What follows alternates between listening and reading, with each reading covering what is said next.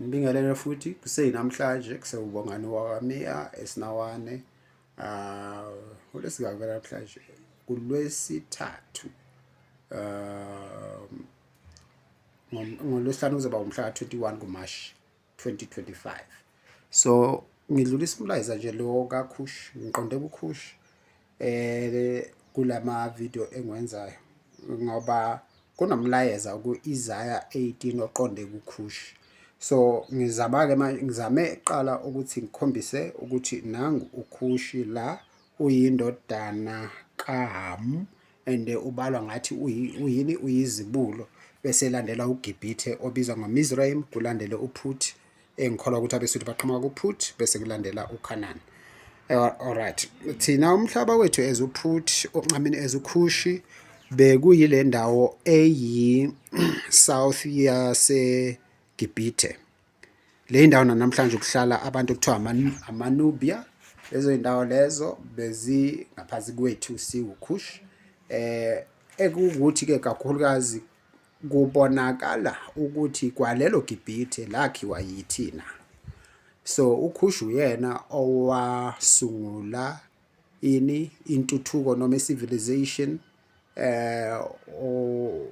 emhlabeni. Uyena owaqala izifundo nje eziningi, izibalo, ukwakha nani. Sikubona kanjani ke lokho?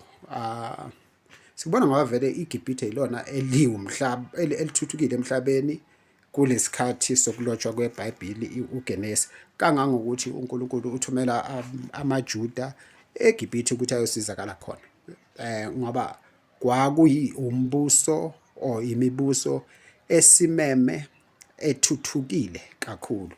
Sasikwazi uzikhandela igolide, okusho ukuthi besikwazi ukusebenza izimayini, besikwazi ukwenza i-irrigation system yokunilisela noma like ingadi ebesiyilima, besikwazi ukwenza lokho, asikufundiswanga belungu. So i-agriculture besi-good kuyona esilima lapho kulezo zindawo.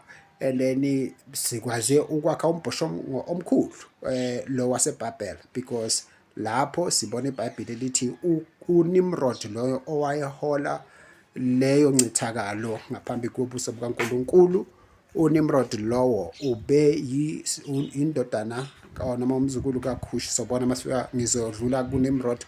So uNimrod sizombona ukuthi ungukhokho wethu thina abantu abangoni, amaZulu, amaswazi, amashangane, ngithi amashangane angamanguni,